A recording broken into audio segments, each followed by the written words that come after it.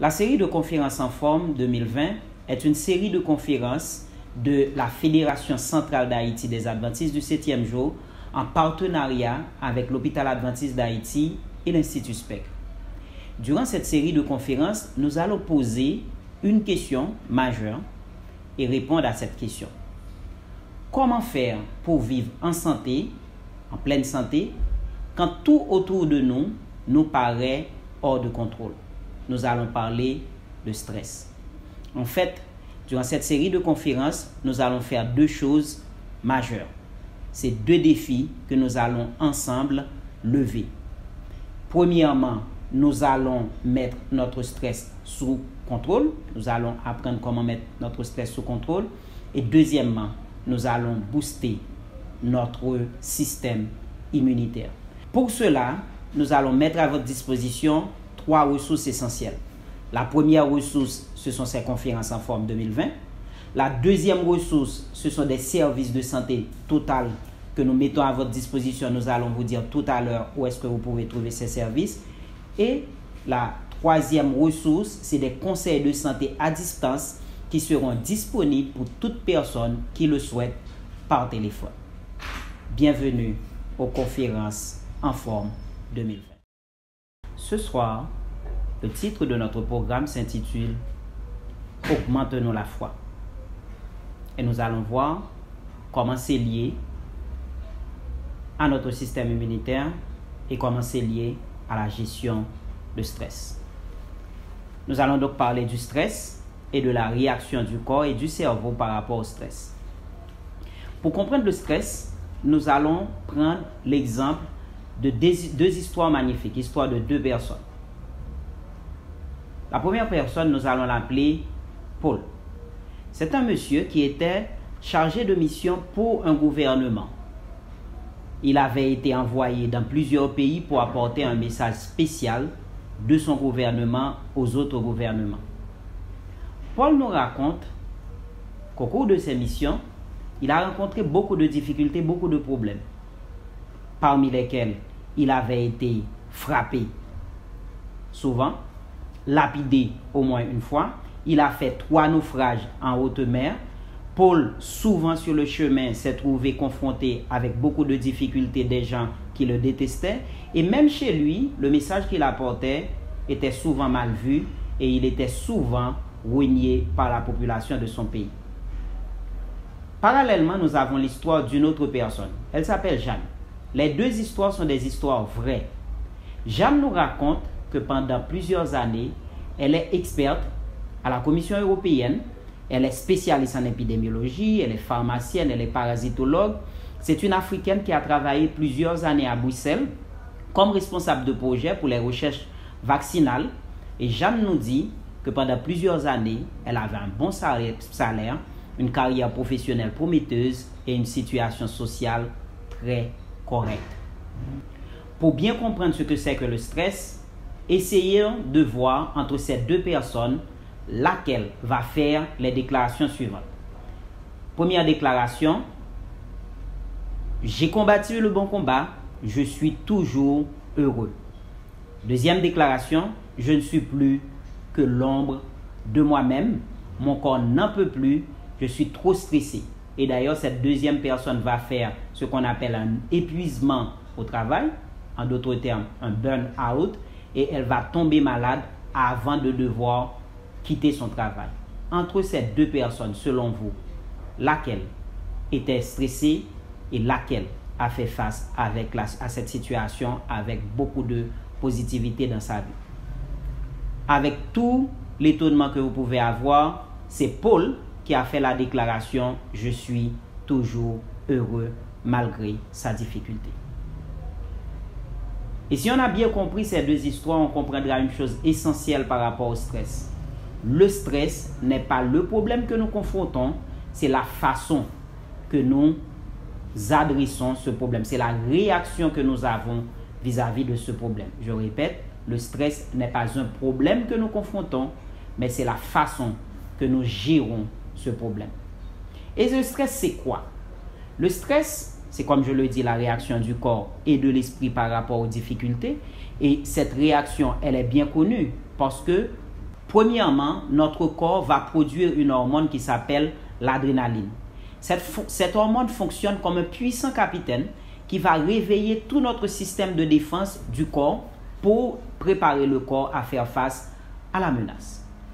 Automatiquement, notre cœur va commencer à battre plus vite.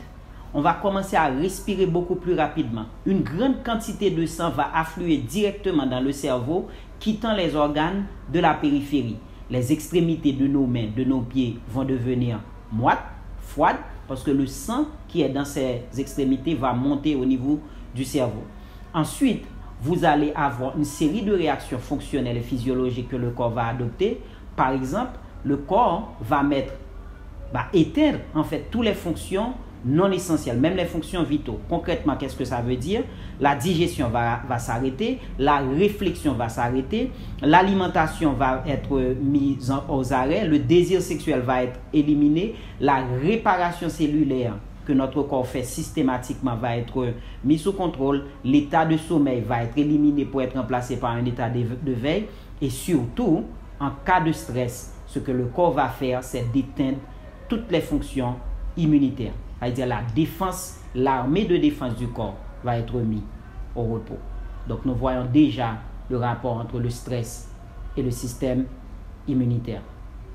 Résultat, nous avons beaucoup de maladies qui vont découler d'une situation de stress. Je pourrais citer pour vous hypertension, diabète, hypercholestérolémie, ulcère d'estomac, cancer, douleurs musculaires, les crises cardiaques, les dépressions, l'anxiété, la paranoïa, etc. Et même le Covid, nous le savons, est directement lié à la défaillance du système immunitaire qui elle-même est liée à la situation de stress. Concrètement, aujourd'hui, quel est le message?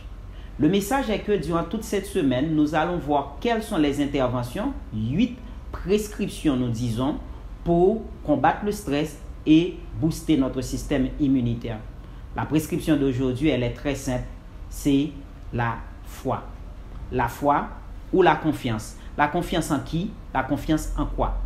Premièrement, la confiance en moi-même.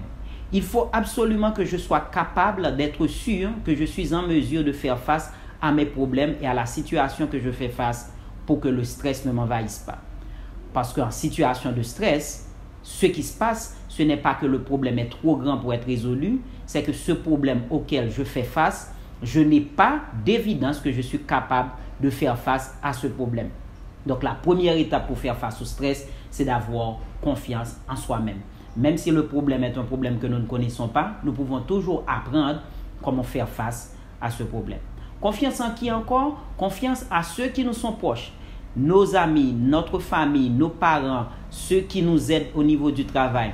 Cette confiance aux personnes que nous aimons, qui nous aiment, qui sont proches de nous, est essentielle. C'est pour cela que nous devons apprendre à nous entourer de personnes qui nous aiment, de personnes positives et de personnes qui peuvent nous aider dans des situations difficiles de la vie, concrètement des personnes sur qui nous pouvons compter.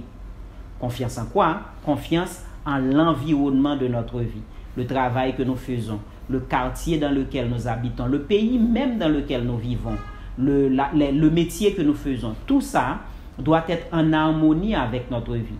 Si pour une raison ou pour une autre, notre vie n'est pas en harmonie avec notre environnement de vie, notre mode de vie, nous devons absolument soit changer les circonstances dans lesquelles nous vivons, par exemple changer de travail, changer de quartier ou même changer de pays si c'est nécessaire, soit changer l'environnement dans lequel nous vivons, si nous en avons la possibilité. Si l'environnement de travail, c'est un environnement qui ne nous satisfait pas, qui rend les gens malheureux, si c'est nous qui sommes en charge ou nous avons la possibilité, nous pouvons changer cet environnement. Si dans le quartier, il y a toujours du bruit, il y a toujours des difficultés, il y a toujours des disputes entre les voisins, nous pouvons prendre la décision d'être la personne qui va apporter la paix dans ce quartier, si c'est possible. Sinon, nous devons peut-être prendre la décision de quitter cet environnement pour aller dans un environnement qui est meilleur et meilleur pour notre santé mentale. Mais par-delà de tout, la confiance que nous voulons centrer notre réflexion ce soir, c'est la confiance en Dieu. La confiance en Dieu qui est le summum de tout ce que nous pouvons faire pour avoir une vie spirituelle et émotionnelle qui nous permettent d'avoir une santé abondante. Avec la confiance en Dieu, nous avons quelque chose de suprême. Nous savons que quel que soit le problème que nous avons, Dieu peut résoudre ce problème. Et ce n'est pas moi qui le dis. Dans la Bible, nous avons les promesses qui nous ont été faites par Dieu lui-même. Jean 16, verset 22. Vous donc aussi, vous êtes maintenant dans la tristesse, mais je vous reverrai, votre cœur se réjouira et personne ne pourra ravir notre joie.